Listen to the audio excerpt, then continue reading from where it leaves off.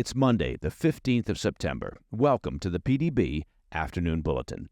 I'm Mike Baker, your eyes and ears on the world stage. And yes, still coming to you from somewhere out there on the road. It is like Where's Wally? All right, let's get briefed. First up, the FBI arrests two men in Utah after a live bomb is found under a news station's vehicle in Salt Lake City. What is up with Utah? I'll have the details. Later in the show, President Trump says Memphis is next. That would be Memphis, Tennessee. The National Guard may be on its way to one of America's most violent cities as early as this week. But first, today's afternoon spotlight. We start today with a failed blast in Salt Lake City, where a bomb planted under a local news truck fizzled before it could detonate, leading to the arrest of two men now suspected in a federal terrorism case. Police confirmed the device had been planted under a Fox 13 news vehicle parked outside a building on Friday. The bomb had been lit, leading to its discovery, but malfunctioned, allowing city police and the state's Unified Fire Authority bomb squads to secure the scene before the FBI stepped in.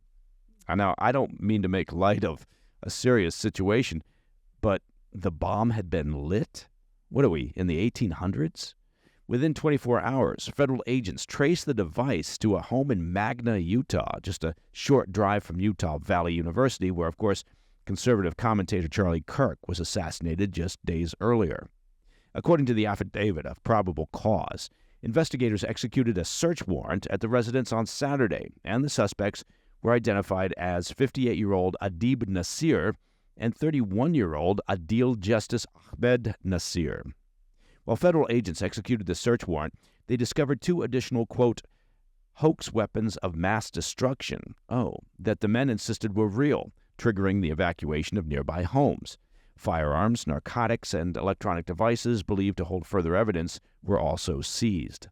Prosecutors said both men were barred from owning firearms due to previous narcotics use, while Adib was further restricted by a protective order. Well, these two sound swell. Jail records list Adib as a Pakistani national with multiple aliases, while Adil is recorded as a U.S.-born resident of Utah. Authorities have yet to clarify whether the two men are related. Utah Unified Fire Authority officer Jeffrey Nelson labeled the two men as a, quote, danger to the community and a flight risk if released. The judge agreed, denying them bail after they were booked into Salt Lake City County Jail on Sunday. Both men now face charges of possessing an incendiary device, threat of terrorism, and possession of weapons of mass destruction. More charges could follow as authorities comb the electronic devices seized during the search warrant. What remains unclear is a motive, or whether the Fox 13 vehicle was deliberately targeted. Still, the timing is striking, as the device was planted just as national media converged on Utah to cover the aftermath of Kirk's killing some 40 miles away. The Fox 13 station manager said staff were fully cooperating with law enforcement. As of now, federal authorities insist the Kirk assassination and this bomb case are separate investigations. But taken together, they underscored a bizarre reality that in less than a week, Utah has become a flashpoint for political violence and threats on the lives of journalists. Okay, coming up next, Trump says Memphis is next in line for his federal crackdown on crime. The National Guard could hit the streets there within days. I'll be right back. Hey, Mike Baker here. Now, you've heard me talk about the great company Jacked Up Fitness and their amazing all-in-one home gym. I'm telling you, for home fitness, it's a game changer. Well, now, Don and his terrific team over at Jacked Up Fitness have something new to tell you about. And they know, look, that many people are short on time and frankly short on money, but still want to get fit.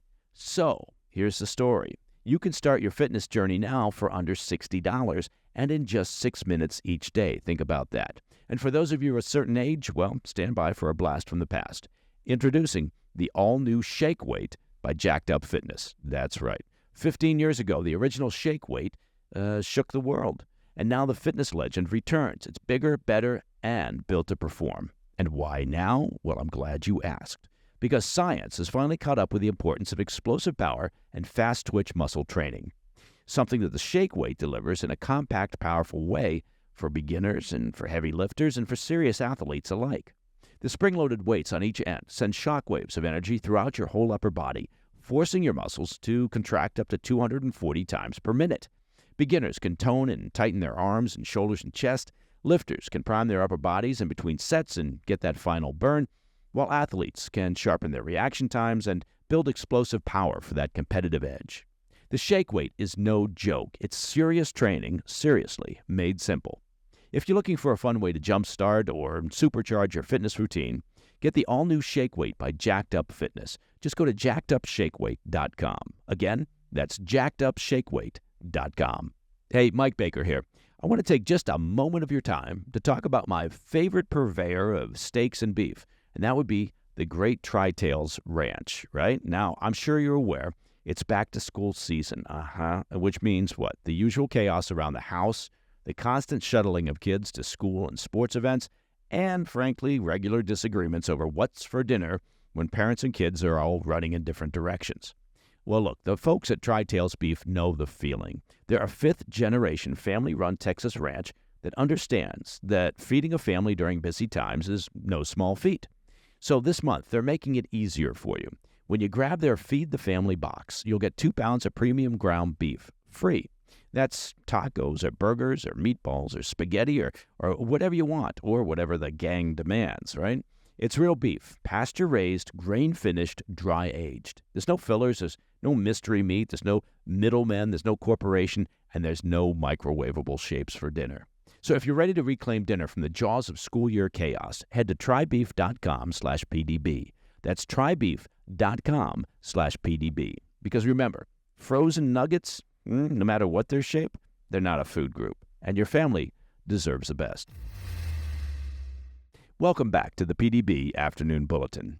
President Trump is setting his sights on Memphis, Tennessee, as the next city to receive National Guard assistance in the federal effort to crack down on crime.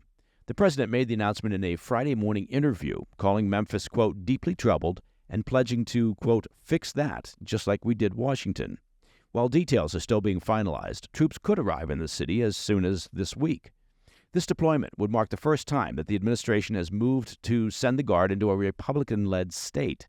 Trump had previously considered sending forces into Chicago, but pulled back after advisors warned of legal complications without approval from Illinois Democratic Governor J.B. Pritzker, who seems just fine with the level of crime in Chicago. In Tennessee, however, Republican Governor Bill Lee has openly welcomed the plan, telling reporters he's been in touch with the White House to coordinate.